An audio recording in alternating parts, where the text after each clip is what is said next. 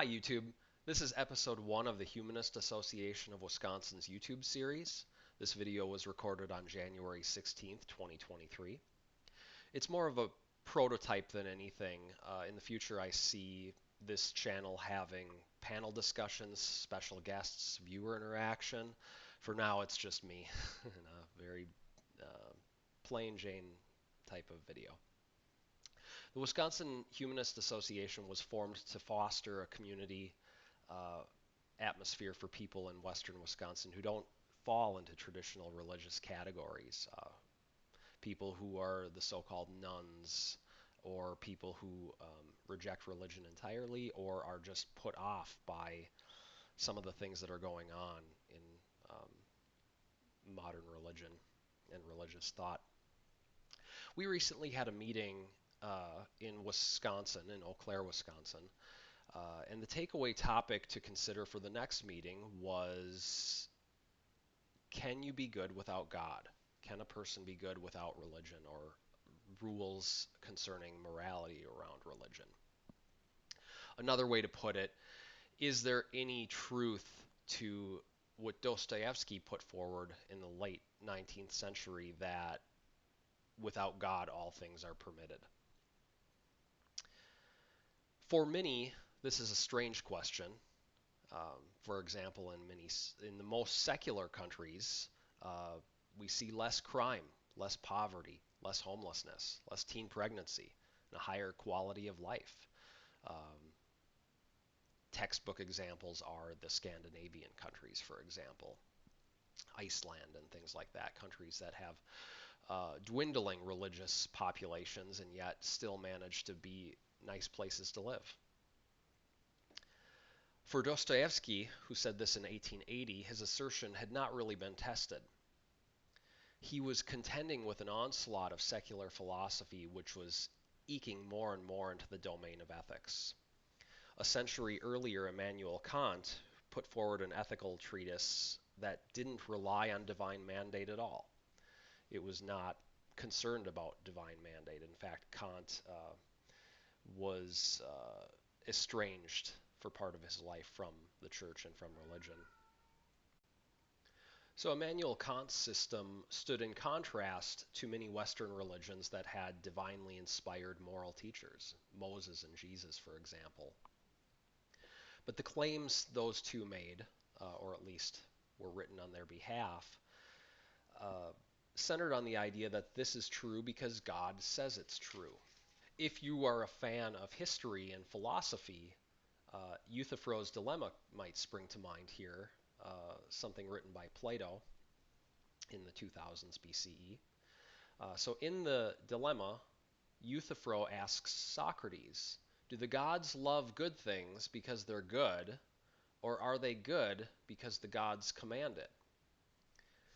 Either answer is problematic for continued reverence to gods. Um, for example, if it's already good, why did we need gods to say this is good? Um, it makes the gods unnecessary. If gods make it good, then we've got a problem in terms of, well, there's no intellectual system we can apply to determine whether something's good or not. If it's not been divinely commanded, then we don't know if something's good or not. The other problem is that these gods tend to change their minds. This is especially true of the Christian God, who seems to be changing their mind all the time throughout the Old and New Testaments. Either way, I think Euthyphro's dilemma raises the concern that maybe we're better off without these gods. Immanuel Kant put forward a series of rules and heuristics for assessing the morality of an act. The main two, the most popular two, is one, does it respect humanity? Um, I think the specific verbiage he uses is, does it use a person uh, as a means, as an end in itself, not as simply a means to an end. In other words, are you using someone for your own purposes? The other one, which I think is a little more useful, or maybe a little broader, is can an act be performed such that doing it over and over and over again by everyone is sustainable? For instance, Kant would say it's not right to kill someone, to murder someone, because if I murder you and then you murder, or if I murder someone and then someone else murders someone else, and everybody just decides, oh, we're going to start murdering everyone, you're not going to have anyone left to murder. And so you've just sort of invalidated the ethics of the situation because it's so unsustainable. Personally, I have some issues with Kant, specifically the rigidity of the rules. One example I've seen, it was on some YouTube channel, I think it was Crash Course maybe. The He presents the problem of the Batman and the Joker. The Batman is a Kantian. He doesn't want to kill the Joker. He just wants to capture the Joker and put him in jail. The trouble is that everyone knows that the Joker will escape from jail. And so if the Joker escapes from jail and goes on to kill countless others, and Batman gets him arrested again, and then he breaks out and does it again, and so that we've got this perpetual cycle, right, of the Joker breaking out of jail and killing a bunch of people. Yes, we would put responsibility for this on the Joker. However, doesn't Batman own any of this responsibility? Had Batman just killed the Joker, all those people would have never died. Um, this is a very simplistic approach to this, but I think that it raises a good point that sometimes we have to consider the consequences of an action, right? And we have to be considerate of things other than just rigid rules. So a philosophical response to Kantianism is utilitarianism, which in its original terms targeted maximum benefit, minimal harm. Uh, Early developers of this system were Bentham, excuse me, and John Stuart Mill in the 19th century, just after Kant, presumably in response to Kant. But I think that there was so many systems being put forward and so many ethical analyses being put forward. I think that that might be a little bit too simplistic to say they were simply responding to Kant. But utilitarianism eventually, I think, evolves into consequentialism, which does just what that concern for the Batman and the Joker puts forward: is consider the consequences of an action and act with various scenarios considered and the consequences of those scenarios considered, and that will get you to a fairly ethical outcome. So whether the solution to ethics is Kantianism, utilitarianism, some kind of hodgepodge, or something completely different, there are two problems which I think are immediately evident. One is, just because it's possible to behave ethically does not mean that humans necessarily are motivated to do right. This, I think, is where a religious person would step in and say that's why you need divine commandment, because God is always watching, right? Or some version of that, right? Or something like that, I suppose. And according to some religions, humans were essentially under a curse because of the so-called fall of man in Eden. So this would be the second response to this that I think that a serious religious person might raise. Maybe not necessarily too concerned about facts or truth if they rose that concern, but I think that it is something that in this exercise it's worthwhile to consider. So to reiterate, um, what is going to motivate humans to behave well, and two, don't we have concerns because man is fallen? Humans are fallen because of the whole Eden fiasco. So to address each one here, um, what is the human motivation? Why should anyone be concerned about doing right? This objection is absolutely correct, right? This is a serious, serious um, issue for humans, right? There really isn't, absent of religion, uh, there is no sort of intrinsic mandate to behave well. However, there are mechanisms which ensure it anyway. One, I think if you're considerate of a naturalistic approach to this, we are a social species. We did evolve to be social. We did evolve to collaborate. We did evolve to sacrifice some of our own benefit for the benefit of the whole, right? And we can imagine that even if a person wasn't completely selfless, right, they sacrifice themselves for some later benefit. I mean, there still is uh, a, uh, a cycle involved in doing that, right? I sacrifice a little bit of myself, I get something good in return. This works out for me pretty well. Um, so there's that. The other response, I think, to this concern about, well, humans, all things are allowed in a system where there is no God.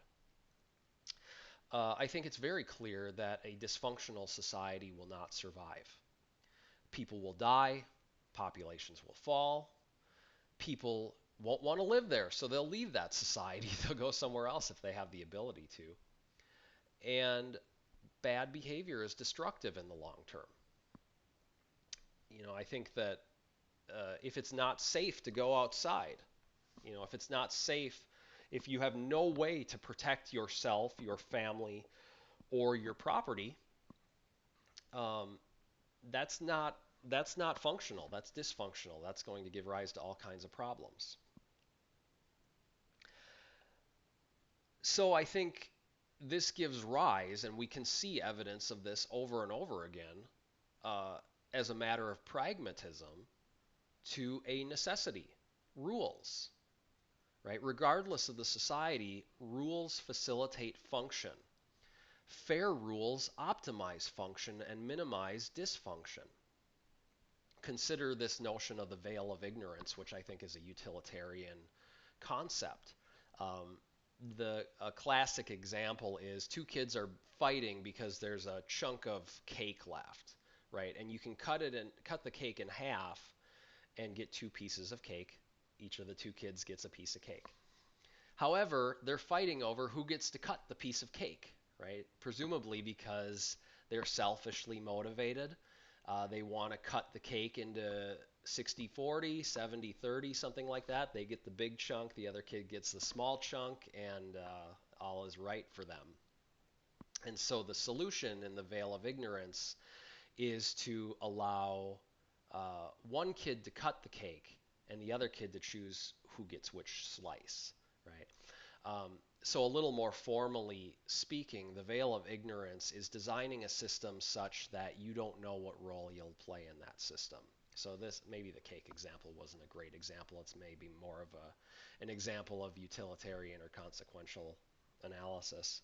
But that's the idea, right? So we have secular solutions which don't rely on any sort of divine mandate to generate optimal functioning societies.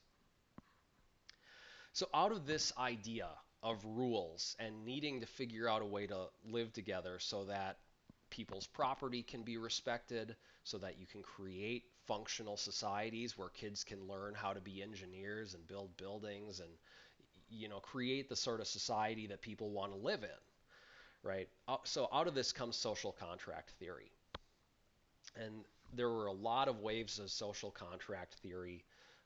Hobbes with the Leviathan in the 1600s, where he says we must submit to the monarch. We must live under the monarch because if you let humans do what they're going to do, they're going to do really bad things. And so we should be grateful to this monarch or this leader or whatever to for protecting us, for creating these rules and creating this system such that property rights can be respected, right? And so you get this big wave of thought coming after this with John Locke and Rousseau and some other names that aren't coming to mind right now. But um, you sort of see um, when you look at some of these systems that we have in our society, uh, what is helping to sort of keep this social contract working, right? There's a reason kids get timeouts. There's a reason there's a principal's office that a kid can get sent to. There's a reason why kids get detention. There's a reason why we have jails, is because some people aren't on board with some of these rules, or maybe these rules aren't necessarily intuitive for them, or something to that effect, right? And so we have mechanisms, we build mechanisms to uh, continue to propagate a functional society.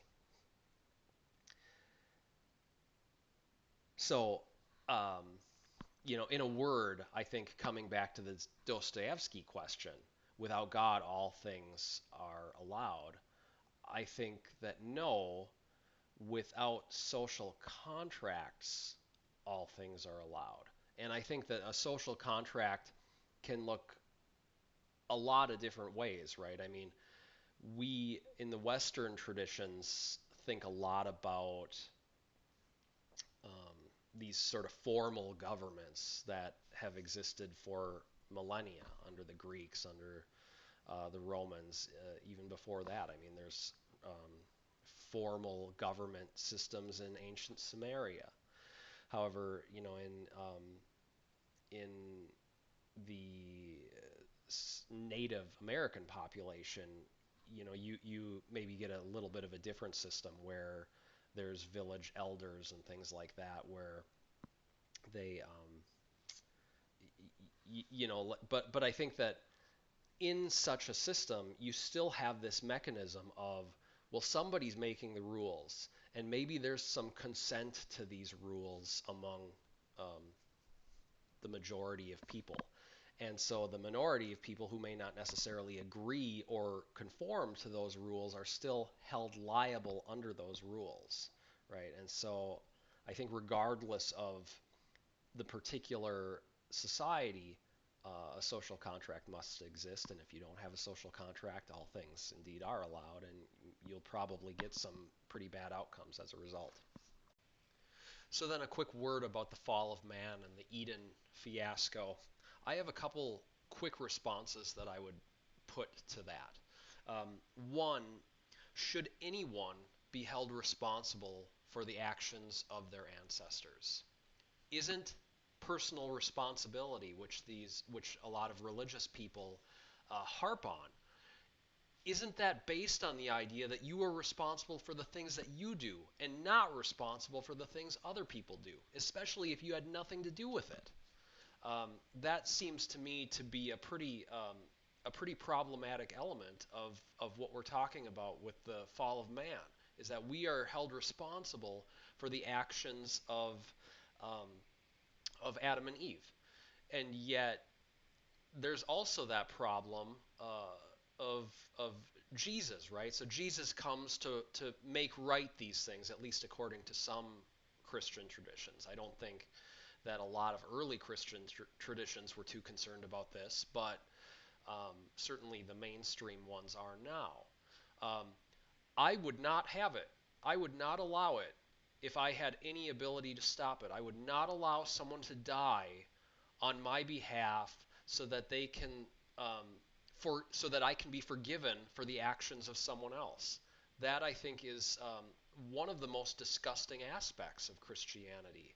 Uh, I'm showing my hand here a little bit in terms of how I view it. I mean, I wouldn't, I think that the Humanist Association of Wisconsin in Eau Claire is, we're not necessarily saying you can't be a part of our group if you are a practicing Christian. In fact, we would invite practicing Christians to join.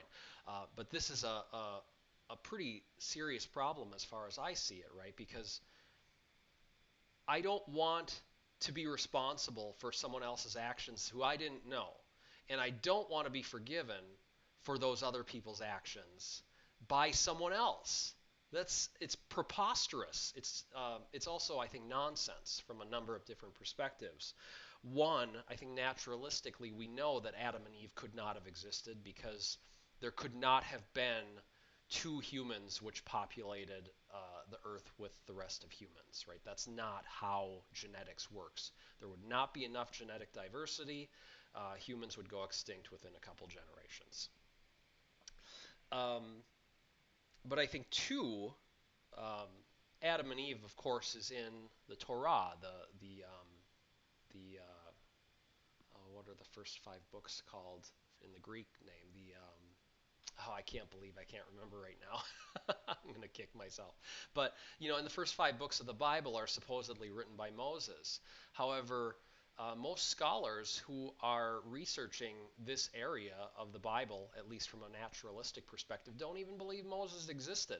And certainly they don't believe that he was writing at the time that it was purported to be written. It would appear that these books were written around the time of the Babylonian exile in the 7th century BCE, maybe even later than that.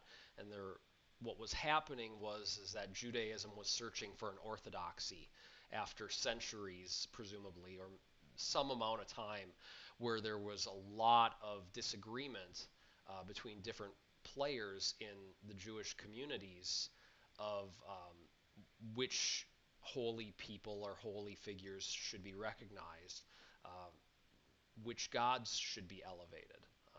There's clear evidence along the way that Judaism was earlier a henotheistic religion where you have this El, this highest god, and then you have a pantheon of lower gods, Asherah, his wife, Baal, the sun, and a number of other gods too, and a number of other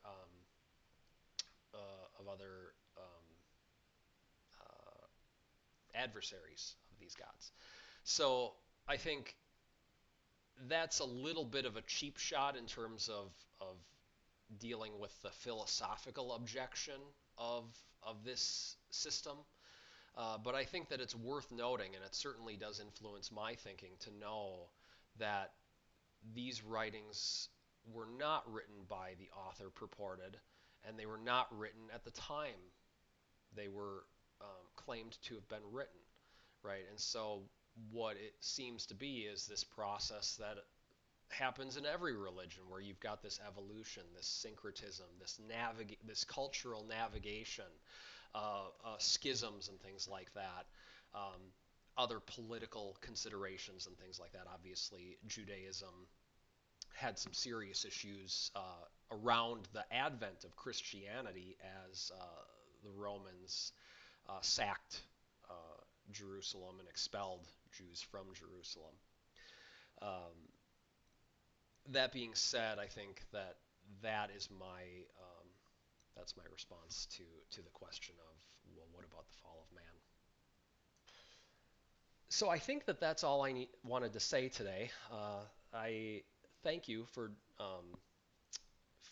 watching. If you managed to make it through all this, the uh, Humanist Association of Wisconsin is tends to meet between every 2 and 4 weeks, either at the Eau Claire, Wisconsin Public Library or at Banbury Place. I'm not exactly sure where in Banbury Place. I'll put a link to the Facebook page below. Um, we invite you to join or maybe just interact on this YouTube channel or on our Facebook. We'll probably be getting more social networking as time goes on, and we hope to sort of expand what we're doing with these videos. So thank you very much for watching.